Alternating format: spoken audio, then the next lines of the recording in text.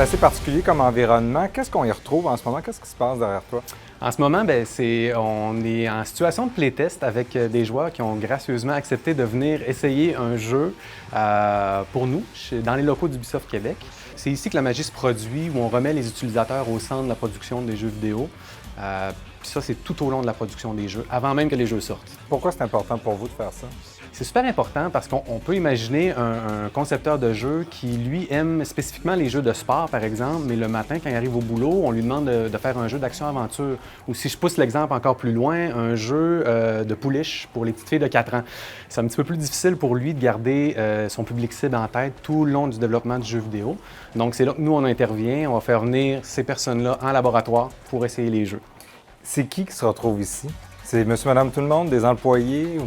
Monsieur, madame, tout le monde. On parle du grand public, en fait. On est toujours à la recherche de personnes pour venir participer à nos études. Et puis, on va faire des études tant auprès de nos fans, des personnes qui vont jouer à nos jeux beaucoup, que des personnes qui ne jouent pas fréquemment, pour voir si les jeux sont accessibles pour eux, s'ils sont capables de les jouer. Dans le fond, quand tu auras terminé la mission, juste à me faire signe, on va passer à faire un petit sondage, savoir comment tu as trouvé la mission. Là. Excellent. C'est bon? Super, merci. Qu'est-ce qui est le plus difficile? On doit les éduquer un petit peu au début pour comment ça fonctionne, tout ça, j'imagine? Oui, il y a des processus qui sont mis en place pour mettre les participants à l'aise. Lorsqu'ils sont accueillis, ça passe par l'attitude des modérateurs de recherche qui vont les accompagner en salle, de par le discours d'introduction qu'on leur fait pendant les études. C'est sûr, ça peut sembler intimidant un peu, l'atmosphère du laboratoire, mais après 5 minutes de jeu, c'est tout oublié, puis les personnes rentrent dans l'expérience qu'ils sont en train de vivre. Capteur de réponse électrodermale. Qu'est-ce que ça fait? Grosso modo, je crois que ça mesure mes pulsations cardiaques puis ma sudation des doigts. Alors, comment ça fonctionne? Là, on voit des écrans, on analyse plein de choses pendant qu'ils jouent, là. Oui, le secret réside dans la multitude de sources d'informations qu'on utilise. Présentement, vous pouvez voir, on a la réponse électrodermale chez notre participant ici, puis on va avoir le suivi du mouvement oculaire sur l'autre participant. Donc, ça nous permet de voir qu'est-ce que le joueur va consulter à l'écran au moment où il est en train de jouer. Puis en croisant ces sources de données-là avec d'autres données comme les commentaires qui vont être faits, qu'est-ce qui s'est passé dans le jeu, bien, on est capable de tirer des conclusions. Ça peut durer combien de temps? Ça dure, en moyenne, ça peut durer de 30 minutes, 15 à 30 minutes, jusqu'à des 3 semaines de temps. Les études les plus courtes, généralement, c'est quand le jeu est très tôt dans sa production, donc pas beaucoup de choses qui sont mises ensemble. Puis les études de 3 semaines, bien là, on parle de jeux comme Assassin's Creed, qui sont des jeux qui prennent du temps à jouer, qu'on peut s'y perdre pendant des heures et des heures. Donc là, on fait des études de plus longue durée. Et jusqu'à maintenant, ça fait combien de temps que vous êtes testeur? Testeur chez Ubisoft, ça fait 3 ans. Et la plus longue période que vous avez fait?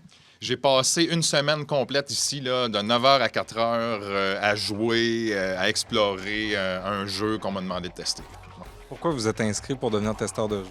Parce que, premièrement, je suis un fan de jeux vidéo et je suis fan d'une série Assassin's Creed que je suis en train de tester justement.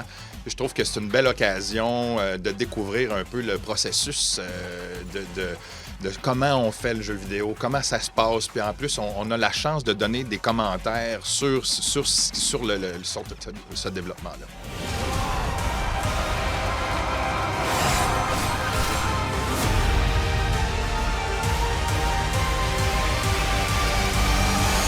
Est-ce qu'on pourrait en faire une carrière de testeur de jeu? Ça serait peut-être moins intéressant pour vous, mais...